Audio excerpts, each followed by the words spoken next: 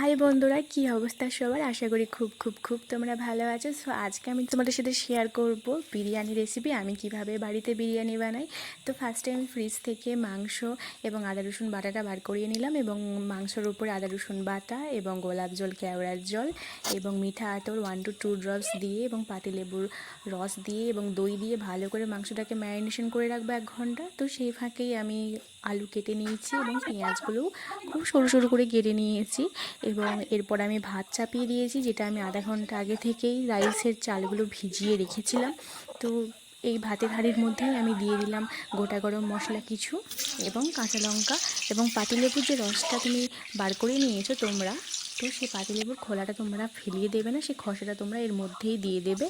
তো তো এরপর আমি আলুগুলোকে গোল্ডেন ফ্রাই করে নিলাম এবং পেঁয়াজের বেরেস্তা বানিয়ে নিলাম একদম জুড়ো জুড়ো করে। তো তার মধ্যে আমরা একটা পাতিলেবুর রসকে বাটির মধ্যে নিচড়ে রেখেছি, এবং গোলাপ জল, কেওড়া জল, মিঠা আতরের একটা মিশ্রণ তৈরি করেছি, এবং একটা বাটিতে নিয়ে নিয়েছি ঘি।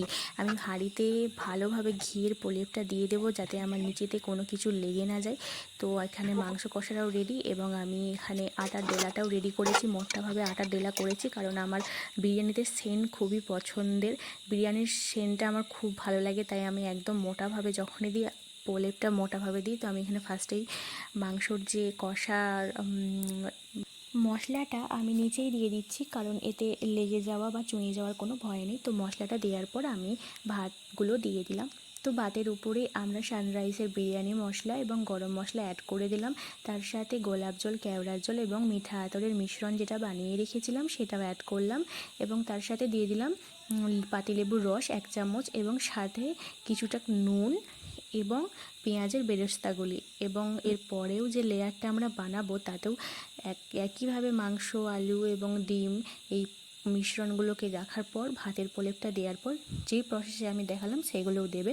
তো অ্যাট লাস্ট আমরা দিয়ে দেব এই প্রলেপটা দেওয়ার পর দুধ, এবং তার উপরে আরও কিছুটা মিঠা আতর।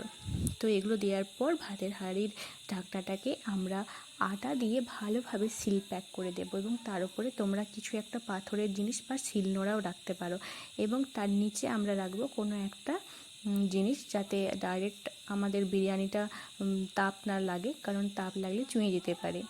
তো আমরা নিচেতে কিছু একটা রাখার পর তার উপরে হাঁড়িটা আমরা চাপানোর পর আমরা 30 মিনিটস এইভাবেই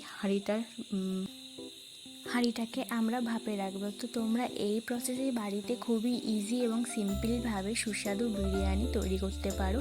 সো গাইজ, আজকের ভিডিওটা তোমাদেরকে যদি ভালো লাগে তো একটু আমাকে সাপোর্ট করো, তোমাদের সাপোর্টের খুব বেশি দরকার। সো গাইজ, আজকের ভিডিওটা এই পর্যন্ত। তো দেখা হচ্ছে নেক্সট ভিডিওতে।